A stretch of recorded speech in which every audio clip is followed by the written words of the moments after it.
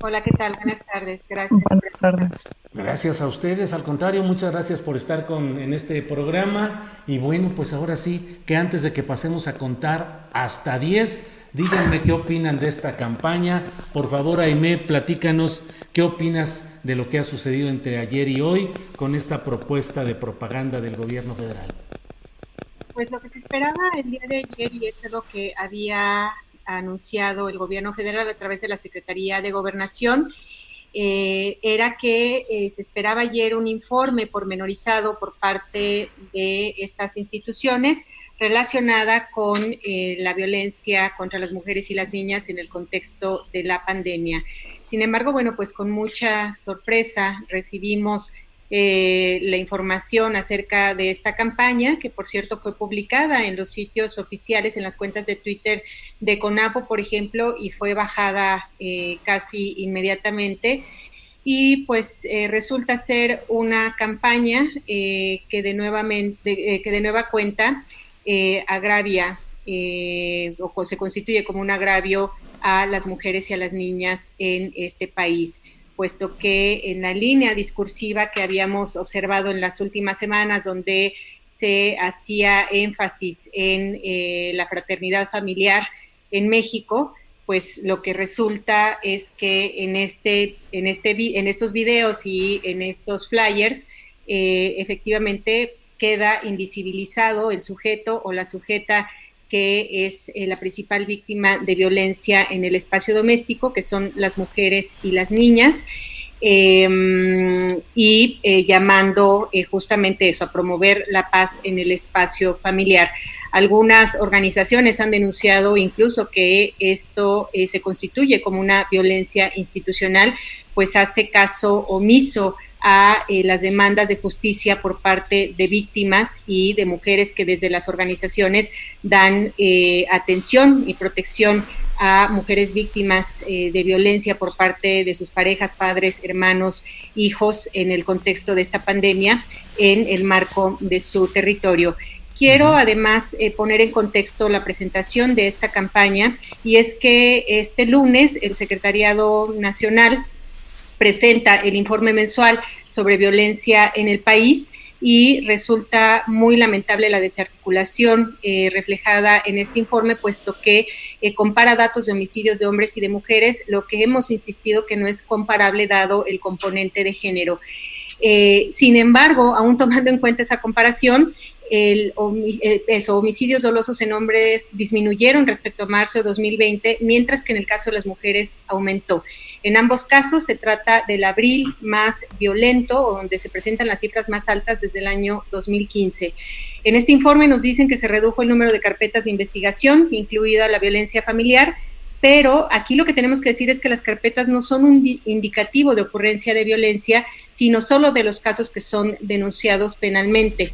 Aquí tenemos que tomar en cuenta lo que el ENDIRE, que es la encuesta en la dinámica de las relaciones en los hogares, nos publica o nos informa en 2016, y es que solo 1 de cada 10 mujeres piden ayuda o presentan denuncia, mujeres que son víctimas de violencia. En el contexto de la pandemia, los obstáculos que enfrentan las víctimas para denunciar, sabemos, se han agudizado, porque lo hemos dicho repetidamente, estando el agresor en casa, pedir auxilio es para muchas mujeres y niñas imposible. Claro. Y a ello hay que sumar algo que registraba la Organización Justicia para las Mujeres en el mes de abril, y es que el 84% de los poderes judiciales del país no mantuvieron servicios de atención a víctimas durante la pandemia. Por lo tanto, lo que vemos es eso, una serie de decisiones que resultan desafortunadas, y aquí la urgencia es la de que la vida de miles de niñas y de mujeres en este país continúan estando en riesgo, y no es mediante campañas que apelen o que apunten solo a la decisión individual de estas mujeres cómo se va a erradicar la violencia. Ojalá que dependiera de su decisión individual el ser víctimas, porque ahí acabaría el asunto. Aquí no hay ninguna alusión al carácter estructural de la violencia, ni al papel de las instituciones que tienen la responsabilidad, de garantizar una vida libre de violencia. Bien, vamos a escuchar ahora, por favor, a Andrea Medina. Andrea, por favor, tu punto de vista. Sí, si acaso se corta porque tuve que salir, quito el video, Sí, ¿no? sí, sí, de acuerdo. Tú comenzaste hablando de contar hasta 10 y yo me sonreí porque al escuchar y al ver esta campaña, yo sí me enojé muchísimo, me enfurecí y conté hasta 10 y no se me ha quitado la furia, porque lo que está haciendo el Estado es violar todos los acuerdos internacionales y la propia normatividad nacional que tenemos. La violencia contra las mujeres no es cualquier tipo de violencia como para sacar una banderita blanca. La violencia contra las mujeres tiene como causa y consecuencia la discriminación, que implica prácticas sociales, que implica concepciones del mundo, de las relaciones y de las personas, que, que, que requiere hacer una transformación y un análisis más complejo. Por ejemplo, como decía Jaime, si estamos teniendo más o menos datos, no es algo que se pueda medir como si fuera el robo, por ejemplo. Cuando hay mayor dificultad para denunciar, por supuesto que van a disminuir los datos, pero eso no significa que disminuye la violencia, ¿no? También es importante tener presente que cuando se tiene confianza en las instituciones puede aumentar la denuncia y eso no significa que aumente la violencia en sí, sino que aumenta la confianza. Entonces, estamos hablando de un tipo de violencia y de problemática que es mucho más compleja a lo que lo quiere reducir el Estado. Por otro lado, quisiera decir algo más. Sí. En este tipo de violencias, el principal responsable de prevenir, investigar, sancionar y reparar los daños es el Estado y sus instituciones. Todas las campañas que están haciendo, todo el discurso que se está planteando es que cada persona es responsable de que no se le genere esa violencia o de no ejercerla. Necesitamos recursos no para contar hasta 10, para que haya líneas telefónicas con personal especializado para que puedan atender las situaciones de violencia. Entonces, lo que está haciendo el Estado contraviene todos los principios de derechos humanos porque hay dos obligaciones internacionales que son de cumplimiento inmediato y que no se pueden tocar en una disminución de presupuesto, por ejemplo. Uno es todas las acciones para erradicar la discriminación. Esa es una acción de cumplimiento inmediato que no permite regresiones en el presupuesto. Y el segundo es erradicar la impunidad. Entonces, todo el presupuesto tiene que estar dado, no se puede tocar aún en la peor contingencia, es más, se tendría que incrementar, porque esos dos elementos, la impunidad y la discriminación, violentan nuestro pacto más básico de igualdad. Entonces, lo que está haciendo el Estado con este discurso que violenta la norma, quitando el presupuesto, quitando la responsabilidad del Estado ante esta problemática, es un atentado gravísimo a las obligaciones de derechos humanos que tenemos. Sí, Aimé y Andrea, quisiera hacerles una pregunta porque ustedes mencionan la parte económica y la parte legal. ¿Cómo se podría disminuir o erradicar esta violencia que existe hacia las mujeres? ¿Es un problema y necesitamos empezar por un cambio cultural o es un cambio legal? ¿Es un cambio económico o es un cambio de representatividad política? ¿Por dónde empezamos? Sí, es necesario que sea íntegro, que sea holístico, que afecte a todas las disciplinas y a todas las formas, pero ¿en qué parte podríamos empezar o enfatizar los mexicanos para erradicar estos ataques y discriminación hacia las mujeres? Bueno, tú mismo lo has mencionado, se trata eso de adoptar una mirada integral y debo decirlo, bueno, la Ley General de Acceso a las Mujeres a una Vida libre de Violencia justamente adopta y garantiza en términos de la normatividad que la política dirigida a combatir, a eliminar la violencia contra las mujeres y las niñas en el país tenga esta mirada integral. eso, la política enuncia mecanismos de atención, prevención, sanción y erradicación de la violencia, lo que incluye esto que decía Andrea, que es la reparación del daño.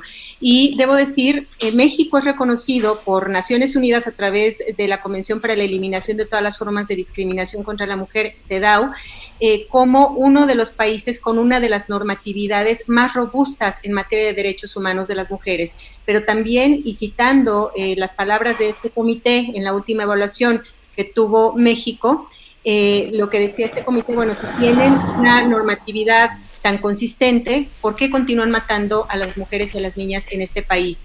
Esta omisión institucional que hemos visto se ha acelerado en el tiempo de la pandemia es una de las causas de ello. ¿Qué es lo que se ha demandado desde las organizaciones de la sociedad civil, desde grupos de defensoras, desde académicas feministas y desde las propias víctimas y de sus familias?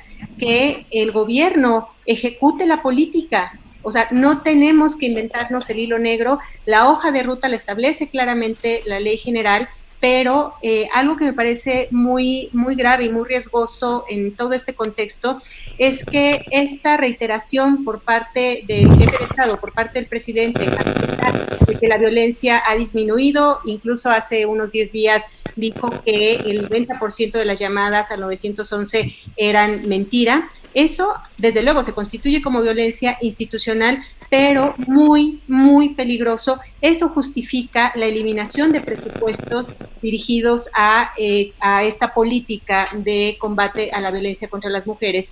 El lunes, supimos a través de una conferencia de prensa que dieron 3 organizaciones, la Red Nacional de Refugios, X Justicia para las Mujeres y Amnistía Internacional, que derivado de una reunión que tuvieron el viernes pasado con la Secretaría de Gobernación, es que les fue informado que el presupuesto de violencia fue tomado para atender la emergencia sanitaria.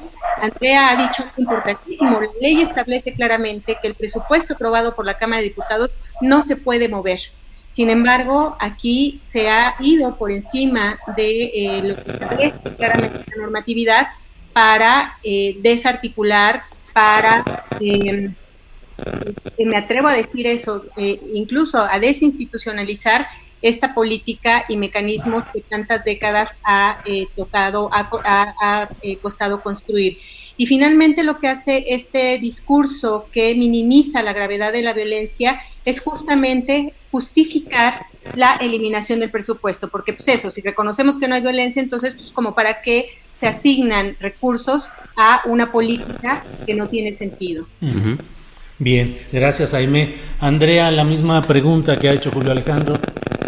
Sí, creo que es una pregunta muy importante porque en situaciones de crisis efectivamente tenemos que priorizar, ¿no? Entonces uno diría, ¿qué es prioritario? Verlo en cuestión de justicia, verlo en cuestión de educación, etcétera. Los derechos humanos tienen indicadores que son muy complejos, pero son precisos también, porque tenemos un principio constitucional que habla de la interdependencia de los derechos humanos. Entonces no podemos decir, bueno, vamos a priorizar salud, pero ya no vamos a priorizar libertades o seguridad, o vamos dentro de la salud a priorizar solo algunos aspectos de ellos, como puede ser el COVID y no los golpes y la salud mental por la violencia en la familia. Entonces no podemos entrar en esa segregación. Necesitamos pensarlo así, integral, interdependiente. ¿Cuáles son los indicadores que nos plantean en esa complejidad? Por lo menos en la operación hay 3 ejes que son importantes y que nos pueden orientar. Uno es, tiene que haber la normatividad adecuada. 2, tiene que desarrollarse las capacidades institucionales. Y 3, tiene que haber el presupuesto y el compromiso financiero para que eso se pueda cumplir. En el ámbito institucional, el ejercicio del presupuesto es lo que demuestra la voluntad política, digamos. Las capacidades institucionales tienen que ver con esto que estamos hablando. Si el propio presidente, si desde la Secretaría de Gobernación no se comprende cómo lo establece la normatividad, qué es la violencia contra las mujeres en la familia, no se tiene la capacidad para operar adecuadamente. Y la normatividad, que ya decía Aimé, es sumamente robusta en México, está siendo violentada, por ejemplo, a través de decretos presidenciales que modifican las prioridades nacionales. Quiero insistir en esto. No hay mayor prioridad, aún en tiempo de contingencia, que seguir trabajando en eliminar la discriminación. Ese es el primero constitucional. Bien. ¿Qué está haciendo la presidencia y gobernación? Quitando los recursos y las acciones y la comprensión de ese deber constitucional, que es eliminar la discriminación. La violencia contra las mujeres tiene como causa y consecuencia ideas preconcebidas de lo que puede y debe ser un hombre y una mujer. Bien, pues vamos a preguntarle ahora a Aide. Aide, ¿por qué en la Secretaría de Gobernación, el Consejo Nacional de Población, se cometen esto que desde mi punto de vista son pifias terribles, errores garrafales, y que se dijo ayer mismo que provenía esta campaña de publicidad de una consulta a investigadores, a grupos de análisis, y que venía de una reflexión profunda, cuando lo que ha generado pues es una irritación explicable en muchos de los grupos de mujeres? ¿A qué se debe esta falta de sensibilidad o de visión política, me parece, en estas conductas como lo que estamos hablando de Segov y el CONAVO? A ver, el punto aquí es, me parece eso. Desde luego hay que puntualizar qué instituciones tienen responsabilidad aquí. Efectivamente, el Segov, dentro de la Segov, la CONAVIM, el Instituto Nacional de las Mujeres.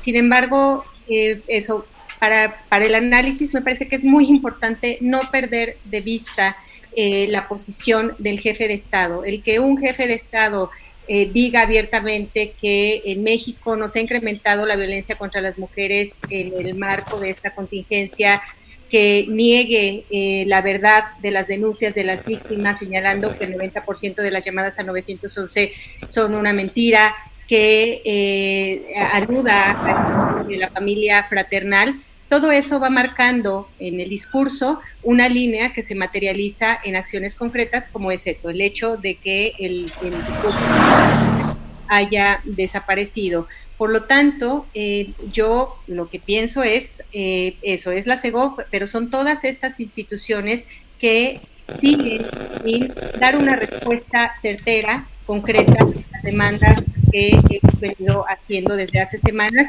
y que, insisto, no tienen que inventarse el hilo negro. La ley lo establece claramente. Habemos feministas, especialistas en distintas áreas, que lo hemos dicho más de una vez, estamos en toda la disposición de acompañar, de coadyuvar, de asesorar, pero Andrea dice algo muy importante, y esto es que se trata de un tema de voluntad política. Lo que me preocupa de todo esto es que a la larga en lo que derive esto sea en la dilución de la política nacional de igualdad y de combate a la violencia contra las mujeres. Lo he dicho en otras entrevistas. En 2008, como producto de la crisis financiera en Europa, el primer ministerio que declara desaparecer el gobierno español es el Ministerio de Igualdad, con el argumento de que en España ya se había alcanzado la igualdad entre mujeres y hombres. No obstante, se trata de uno de los países con mayores índices de violencia contra las mujeres por parte de sus parejas. Entonces, parece que toda esta línea discursiva tiene, espero equivocarme, pero que va dirigida hacia allá, el desconocer o el no querer reconocer la violencia, y eso, presentándonos además campañas, ya lo dijimos, que no tienen ni pies ni cabeza, campañas que van en la misma línea narrativa, pueda derivar en la desaparición de políticas y de mecanismos. Bien, pues muchas gracias por esta aportación, te lo agradecemos, Aimé, y cerramos con Andrea preguntándole cómo ve finalmente esta situación.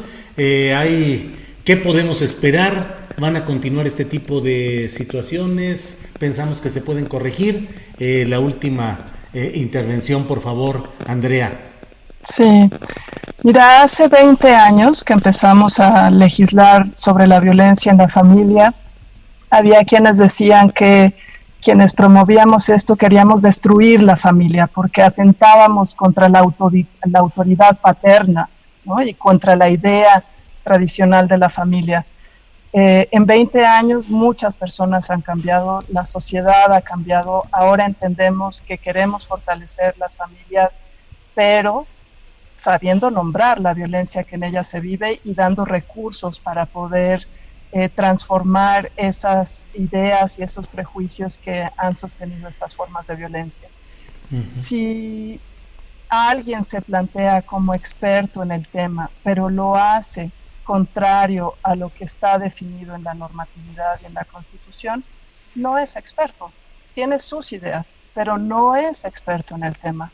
Entonces, pienso que hasta ahora el gobierno nos ha ido demostrando que no quiere escuchar, que no quiere cumplir la ley, que quiere imponer criterios morales acorde a su grupo, a su presencia, que tiene en los poderes del Estado, pero creo que la sociedad civil, la ciudadanía en general, las personas en concreto, tenemos una experiencia clara, pues de que queremos, como decías tú al inicio, queríamos transformar este país, lo queremos hacer conforme a la ley, lo queremos hacer juntos. Si el Estado y la presidencia no quieren entender esto, pues la sociedad tendrá que seguir su camino. Seguiremos exigiendo, seguiremos pugnando porque la ley se cumpla, sea donde sea. Y perdón, ellos están un momento en la administración. Acá nos estamos jugando la vida las personas y vamos a hacer todo lo que esté en el marco legal y en nuestras fuerzas para que se entienda y se avance para cumplir esta eliminación de la discriminación y de todas estas formas de violencia. Pues Aimee y Andrea, muchas gracias por esta oportunidad. Seguiremos viendo y advirtiendo lo que sucede en todo este terreno en el cual hemos tenido el privilegio a lo largo de muchos programas de contar con voces abiertas, plurales, críticas, como las que ustedes han aportado hoy. Gracias, Aimee. Muchas gracias por el espacio. Gracias. Andrea. Chao. Hasta luego.